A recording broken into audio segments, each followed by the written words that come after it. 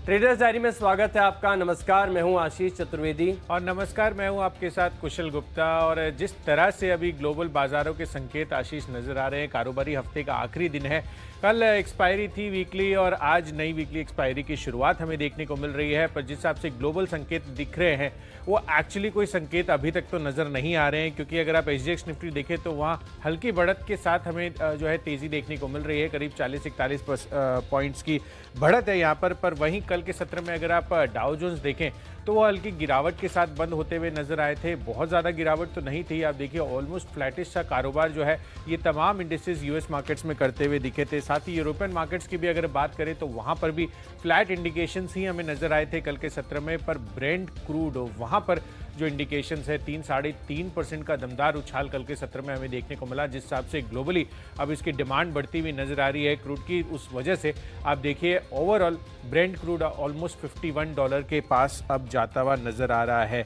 तो देखना होगा कि आज भारतीय बाजारों का किस तरह से जो है सिलसिला बैठता है, किस आपकी तेजी या मंदी हमें देखने को मिलती है। कल आखिरी 1-1.5 घंटे में तो थोड़ी जिस आपकी गिरावट जो है हमें मिड डे में देखने को मिली थी, फाइनली काफ़ी अच्छी रिकवरी हमें देखने को मिली थी आखिरी 1-1.5 घंटे में। आशीष, तो आप किस हिसाब से रीड कर रहे हैं भारतीय बाजारों के लिए, कैसे ग्लोबल संकेतों का कितना बड़ा इंपैक्ट आप सोच रहे हैं आज? देखिए, संकेत तो डिकोड करने के लिए ज़्यादा है नहीं कुशल। शुक्रवार है आज, तो थोड़ा सा रिलैक्स देखने को मिल रहा है। लेकिन एक चीज़ मैं ऑब्जर्व कर रहा था कि एक ज़माना ऐसा था जब क्रूड में तेज़ी को भारतीय बाजारों के लिए नेगेटिव माना जाता और क्रूड में अगर गिरावट आती थी तो भारतीय बाजारों में बढ़िया तेज़ी देखने को मिलती। लेकिन अब कहीं ना कहीं ये देखिए कोरिलेशन जो है बदलता हुआ नजर आ रहा है और जिसका एक इम्पैक्ट देखने को मिलता है आपको क्रूड के प्राइसेस में। चलिए, इंटरेस्टिंग होगा आज का सत्र देखना, क्योंकि जो क्यूज़ हैं थोड़े से म्यूटेड नजर आ रहे हैं, मिले जुले संकेत है। लेकिन हमने जो है बड़ी मेहनत करके अपनी 20 स्टॉक्स की जो फोकस काफ़ी मेहनत लगी आज आशीष, क्योंकि खबरें थी नहीं ज़्यादा और ग्लोबल बाजारों से भी बहुत ज़्यादा संकेत हमें देखने को नहीं मिल रहे थे। पर कुछ ना कुछ क्यूज़ हमने आज आपके लिए ऐसे निकाले हैं जिससे आपको ट्रेडिंग में फ़ायदा हो सकता है। चलिए, तो बिल्कुल इसकी शुरुआत कर लेते हैं। और पहली जो कैटेगरी होती है हमारा कैश का स्टॉक, और यहाँ पर मैंने काफ़ी दिनों के बाद इनफैक्ट ये स्टॉक चर्चा में आया होगा, लिंकन फार्मा। यहाँ पर आपको फोकस रखना है, तुरंत इस स्टॉक को आप अपनी वॉच लिस्ट में ऐड कर लीजिए। दरअसल मैं देख रहा हूँ कि डेली चार्ट पर एक बढ़िया कंसोलिडेटिंग पैटर्न बना हुआ था। अब कल के सत्र में एक खास बात ये रही है कि अच्छे वॉल्यूम्स के साथ इसमें खरीदारी देखने को मिली। मुझे लग रहा है क्योंकि फंडामेंटली बेहतर कंपनी है, मुझे इसलिए पता है क्योंकि ये स्टॉक हमने आपको मालामाल वीकली में बताया था और रिकमेंडेशन के बाद यहाँ पर देखिए बहुत बढ़िया रिटर्न्स भी देखने को मिले थे। मुझे लग रहा है कि जो अपवर्ड मोमेंटम है अब दोबारा जारी होते हुए नजर आएगा। तुरंत इस स्टॉक को आप अपनी फोकस लिस्ट में ऐड कर लीजिए। हालांकि इंट्राडे बेसिस पर मैं ज़्यादा कोई 10 या 20% का उछाल एक्सपेक्ट नहीं कर रहा हूँ। ऑलमोस्ट 4 से 5% तक की तेज़ी यहाँ पर देखने को मिल सकती है। पहला लक्ष्य होगा 253, पार कर गया तो हो सकता है ज़्यादा भी तेज़ी देखने को मिले। लेकिन अगर इंट्राडे के लिए प्ले कर रहे हैं तो स्टॉप लॉस ज़रूर लगाइए 238 रुपये का। बिल्कुल। इनफैक्ट आशीष, कैश स्पेस से मैंने जो स्टॉक चुना है वो है क्रूड से रिलेटेड। इनफैक्ट जो ऑयल प्रोड्यूसिंग कंपनी है ऑयल इंडिया, उसको मैंने चुना है। आप देखिए ग्लोबल बाज़ारों से जो संकेत मिले थे उसमें क्रूड एक ऐसा कंपोनेंट था जहां पर साफ इंडिकेशंस नज़र आ रही है कि यहां पर तेज़ी जो है आगे भी जारी रह सकती है। जिस हिसाब से ग्लोबली आप अभी कह रहे थे कि डिमांड जो है तमाम देशों से बढ़ती हुई नज़र आ रही है, तो उस वजह से जो भी ऑयल प्रोड्यूसिंग कंपनियां हैं उसको आज आप अपने रेडार पर रखिए।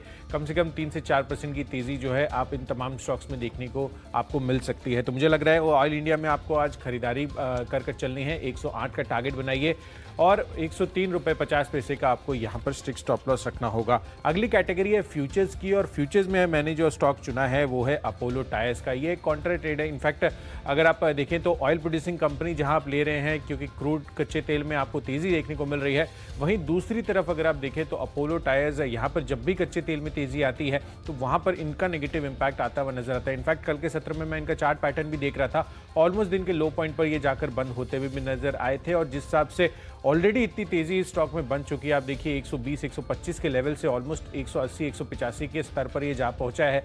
तो मुझे लग रहा है कि यहाँ पर कल के सत्र में जो मुनाफा वसूली का ट्रेंड यहाँ पर चालू हुआ है और जो क्रूड बढ़ने के नेगेटिव संकेत टायर स्टॉक्स पर पड़ सकते हैं, उसका इंपैक्ट आज आपको अपोलो टायर्स में देखने को मिल सकता है। तो 175 के लक्ष्य के लिए इसके फ्यूचर्स में बिकवाली कीजिए 186 रुपये का आपको यहाँ पर स्ट्रिक्ट स्टॉप लॉस रखना होगा। आशीष, आपका आज का फ्यूचर्स कौन सा? चलिए, बढ़िया कोइंसिडेंस है। फ्यूचर्स में मैं भी बिकवाली कर रहा हूँ, बिकवाली अपोलो में ही कर रहा हूँ, लेकिन अपोलो हॉस्पिटल में। चार्ट पैटर्न्स अगर आप देखेंगे तो दरअसल मैं बता भी रहा था काफ़ी दिनों से कि कई सारे ऐसे स्टॉक्स हैं जहाँ पर जो अप मूव है फिलहाल एग्जॉस्टेड नजर आ रहे हैं। इन स्टॉक्स की मैंने सूची तैयार कर रखी है और जब भी मुझे लगता है कि बाजार में थोड़ा बहुत करेक्शन आ सकता है, इन स्टॉक्स को मैं फोकस करता हूँ, फिर वहाँ पर स्क्रीनिंग करता हूँ। अपोलो हॉस्पिटल मेरे रडार पर आए, जिस तरीके का चार्ट का स्ट्रक्चर बना हुआ है, एक बात तो साफ है कि यहाँ से तेजी तो जरूर देखने को नहीं मिलेगी, क्योंकि ऑलरेडी स्टॉक ने काफी बढ़िया मोमेंटम ऊपर की तरफ दिखा चुका है। मुझे लग रहा है कि या तो थोड़ा कंसोलिडेशन होगा या हल्की आपको गिरावट देखने को मिलेगी।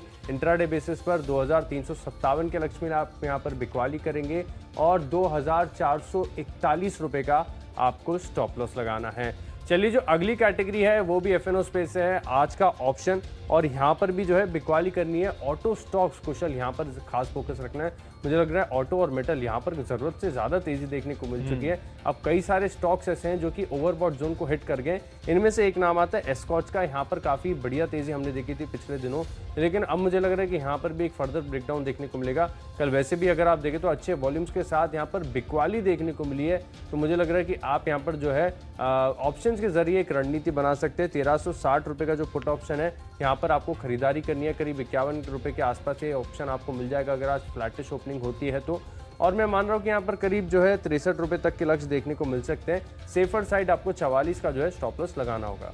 बिल्कुल। इनफैक्ट आशीष, जब आप अपोलो हॉस्पिटल्स की बात कर रहे थे तो मैं वही सोच रहा था कि जितने भी जो बहुचर्चित एफएनओ स्पेस के स्टॉक्स हैं और जो काफ़ी पॉपुलर जो हाई बीटा स्टॉक्स है, वहाँ पर ऑलमोस्ट 52 वीक हाई के लेवल्स पर, इनफैक्ट कुछ के स्टॉक्स तो जो है वो लाइफ हाई पर भी ट्रेड करते हुए नजर आ रहे हैं। तो डेफिनेटली काफ़ी अच्छा आइडेंटिफिकेशन है आपका कि जब भी बाजार में गिरावट आएगी तो जो एग्जॉस्टेड मूव है, जिन भी स्टॉक्स के काफ़ी तेजी बन चुकी है, वहाँ पर आपको सबसे पहले बिकवाली देखने को मिलेगी। और आई थिंक उस सूची में आपने स्कॉट्स भी शामिल किया है। बिल्कुल। तो चलिए, आशीष ने आपको ऑप्शन की ट्रेड के हिसाब से स्कॉच बताया है और मैंने जो स्टॉक चुना है वो भी बिकवाली का है। इनफैक्ट यहाँ पर भी आपको पुट ऑप्शन खरीदना है, वो है टोरेंट फार्मा का। आप देखिए, फार्मा काउंटर्स भी अगर हम बात करें ओवरऑल, यहाँ पर भी बहुत ही शानदार तेजी हमें ओवर फ्यू मंथ्स देखने को मिली है और कुछ एक स्टॉक्स तो ऑलमोस्ट लाइफ हाई पर भी ट्रेड करते हुए नजर आ रहे हैं।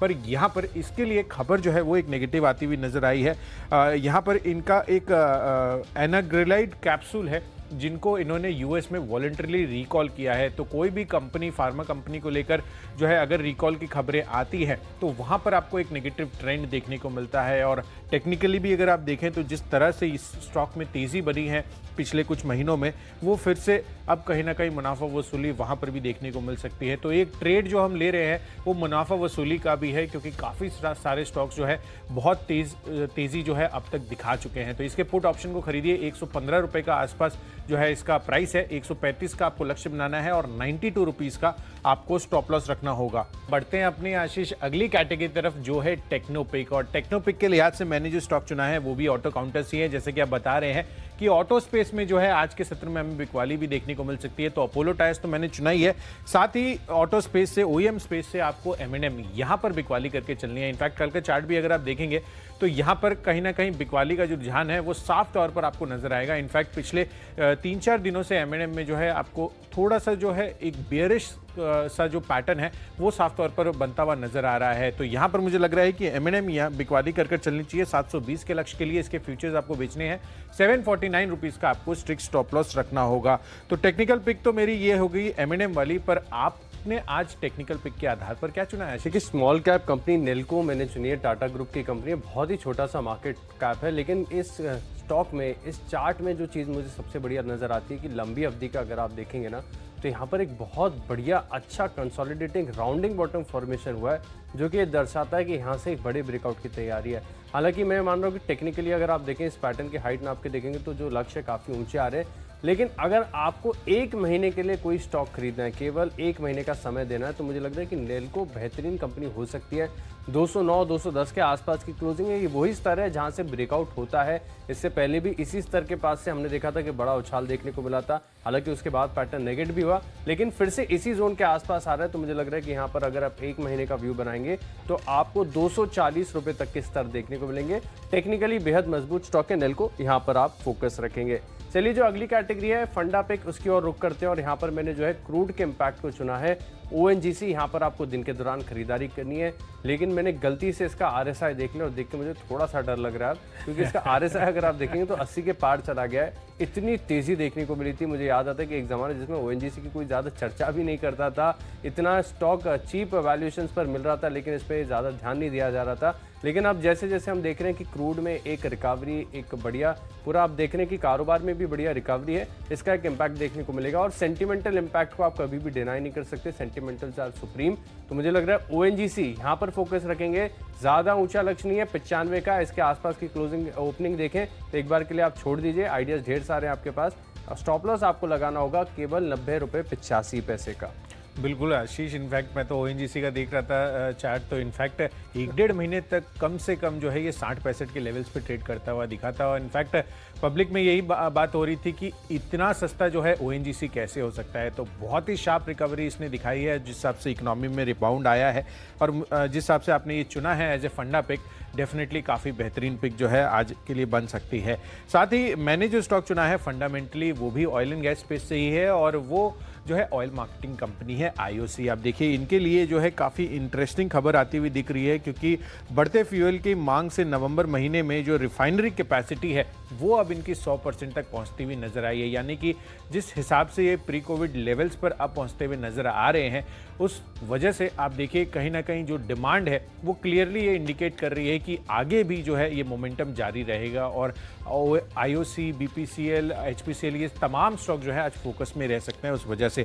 इनफैक्ट आपको यहाँ पर जो खरीदारी बनानी है वो अगले 3 महीनों के लिए होगी, क्योंकि और भी जो सेक्टर एंड स्पेसेस हैं वो आगे अनलॉक होते हुए नजर आएंगे। तो डेफिनेटली IOC के लिए काफ़ी बेहतरीन जो है अंदेशे लगाए जा रहे हैं। तो 110 के लक्ष्य के लिए आपको 3 महीनों की अवधि के लिए इसमें खरीदारी करके चलनी है। इन्वेस्टमेंट के लिहाज से आपको SBI लाइफ ये स्टॉक में खरीदारी करके चलनी है। आप देखिए कल मैं आपको खबर भी बता रहा था कि जो IRDA है वो अब इंश्योरेंस कंपनियों की CEO पर जो है उनको ये जानकारी दे रहे हैं कि अब आपको जो है अपने ओवरऑल प्रीमियम ग्रोथ को बढ़ाना चाहिए, क्योंकि यहाँ पर सबसे बड़ा फोकस जो है जो क्लेम्स आते हुए नजर आए थे कोविड के टाइम पे, वो अब ट्रेड ऑफ करने के लिए आपको प्रीमियम्स बढ़ाने होंगे। इनफैक्ट IRDA ने ये साफ तौर पर कहा है कि कोई भी नया प्रोडक्ट अगर आप लॉन्च करते हैं तो उसको तुरंत प्रभाव से जो है IRDA मंजूरी देता हुआ नजर आएगा। तो उस लिहाज से SBI लाइफ जो एक स्टॉक है यहाँ पर आपको 15 से 20% के गेंस देखने को मिल सकते हैं। और वैसे भी JFM जो है टिपिकली जो है इनके लिए काफ़ी बेहतरीन क्वार्टर रहता है इंश्योरेंस स्पेस के लिए,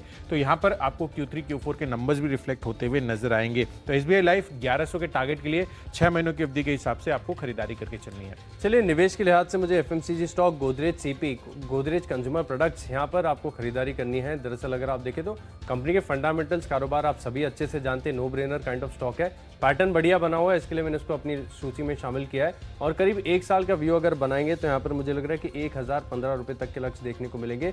बढ़िया तेजी यहाँ पर एक्सपेक्टेड है। गोदरेज CP में आप खरीदारी करेंगे। अगली जो कैटेगरी है वो है खबरों के दम पर, और यहाँ पर मैंने एक PNC इंफ्रा इस स्टॉक को चुना है। और कोई खबर मुझे दमदार नजर नहीं आई, केवल एक ही खबर आज आपको ऐसी नजर आएगी जहाँ पर आप खरीदारी कर सकें। PNC इंफ्रा को दरअसल अगर आप देखें तो यूपी सरकार से करीब 952 करोड़ का वाटर प्रोजेक्ट्स के लिए ऑर्डर मिलता हुआ नजर आ रहा है, जिसके चलते मुझे लग रहा है कि एक सेंटिमेंटल इम्पैक्ट देखने को मिलेगा। 183 के स्तर तक ये स्टॉक जाएगा, 173 का केवल 2 रुपये नीचे का स्टॉप लॉस लगाकर आप यहाँ पर खरीदारी करेंगे। बिल्कुल आशीष, तो डेफिनेटली आपने PNC इंफ्रा चुना है, मैंने भी इरकॉन इंटरनेशनल चुना है, क्योंकि यहाँ पर भी जो है इनको एक ऑर्डर मिलता हुआ नजर आया है NHAI की तरफ से। हरियाणा में जो है इनको नेशनल हाईवे की अपग्रेडेशन का ऑर्डर मिला है, और ये ऑर्डर का वैल्यू अगर आप देखें तो 900 करोड़ रुपए का है। तो अपने आप में ये काफ़ी सिग्निफिकेंट जो है आपको ऑर्डर जो ये जीतते हुए नजर आए हैं, उस लिहाज से आपको इसमें खरीदारी करके चलनी है। 91 के टारगेट के लिए 86.5 का आपको स्ट्रिक्ट स्टॉप लॉस लगाना होगा। तो चलिए हमने आपको तमाम कैटेगरीज अब तक जो बताई हैं उस पर तो हमने चर्चा कर ली। बढ़ते हैं अगली कैटेगरी की तरफ, और जो फाइनल कैटेगरी है माई चॉइस की, और यहाँ पर पहला कॉल है मेरी तरफ से यूनाइटेड स्पिरिट्स का। टेक्निकली चार्ट्स काफ़ी पॉजिटिव लग रहे हैं। इनफैक्ट यहाँ पर जिस तरह का सक्सेशन प्लानिंग की अनाउंसमेंट्स भी हुई है वो भी काफ़ी पॉजिटिव है। तो 612 के लक्ष्य के लिए यहाँ पर खरीदारी कीजिए, 586 रुपये का आपको स्टॉप लॉस लगाना होगा। साथ ही FMCG काउंटर्स कल के दिन में स्टार परफॉर्मर थे, और यहाँ पर मुझे लग रहा है कि फिर से तेजी बनती हुई नजर आ सकती है। तो HUL में आपको खरीदारी करके चलनी है। 2-2.5% की तेजी थी, ये आज कंटिन्यू रह सकती है और 2420 रुपए के लक्ष्य हासिल हो सकते हैं। 2325 रुपए का आपको स्टॉप लॉस रखना होगा। और आखिरी कॉल है माइचेस कैटेगरी में मेरी तरफ से कल्पतरु पावर का।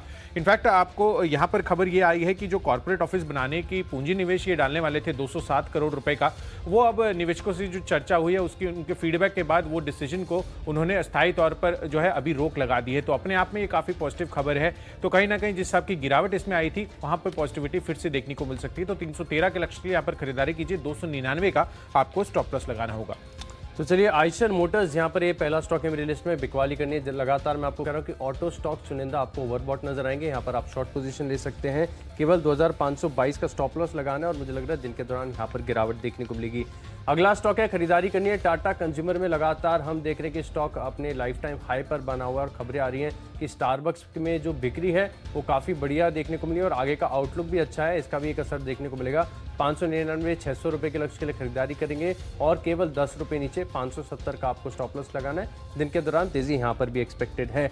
आखिरी स्टॉक है मेरी लिस्ट में ड्रेजिंग कॉर्पोरेशन। यहाँ पर अगर आप देखें तो कल अच्छी वॉल्यूम्स के साथ एक खरीदारी देखने को मिली। चार्ट पैटर्न जो है ब्रेकआउट सजेस्ट कर रहे हैं। 320 के लक्ष्य के लिए खरीदारी करेंगे और 284 का आपको स्टॉप लॉस लगाना है। चलिए, तो हमारी सूची पूरी हो गई है। जो भी हमने ट्रेडिंग और इन्वेस्टमेंट आइडियाज़ दिए हैं फटाफट इसका रिकैप कर लेते हैं। सबसे पहले आप देखिए, मैंने कैश स्पेस में आपको ऑयल इंडिया बताया है। जिस हिसाब से ब्रेंट क्रूड में तेजी आई है उसमें आपको खरीदारी करके चलनी है 108 के लक्ष्य के लिए। साथ ही अपोलो टायर्स ये वीक लग रहा है, काउंटर डे लो पे ऑलमोस्ट जाकर बंद होता हुआ नजर आया था, तो 175 के टारगेट के लिए यहाँ पर बिकवाली कीजिए। साथ साथ टोरेंट फार्मा, इसके पुट ऑप्शन को भी खरीद कर चलना है। एक दवा को इन्होंने रिकॉल किया है, तो यहाँ पर आपको जो है पुट ऑप्शन के साथ नेगेटिव पोजीशन बनानी है। मिडनेप के फ्यूचर्स भी नेगेटिव साइड पर हैं और यहां पर भी टेक्निकली जो है चार्ट स्ट्रक्चर वीक लग रहा है। आईओसी यहां पर आपको खरीदारी करके चलनी है। ऑलमोस्ट इनकी रिफाइनिंग कैपेसिटी 100% पर पहुंचती हुई दिखी है, तो 3 महीनों की अवधि के लिए 110 का टारगेट बनाइए। साथ ही इन्वेस्टमेंट के लिहाज से आपको जो स्टॉक खरीदना है वो है एसबीआई लाइफ का। यहां पर बेहतरीन तेजी बन सकती है, 20 से 22% का रिटर्न 6 महीनों में मिलेगा। इरकॉन इंटरनेशनल, यहां पर आपको खरीदारी करके चलनी है। नेशनल हाईवे से जो इनको ऑर्डर मिलता हुआ दिखा है वो काफी पॉजिटिव है।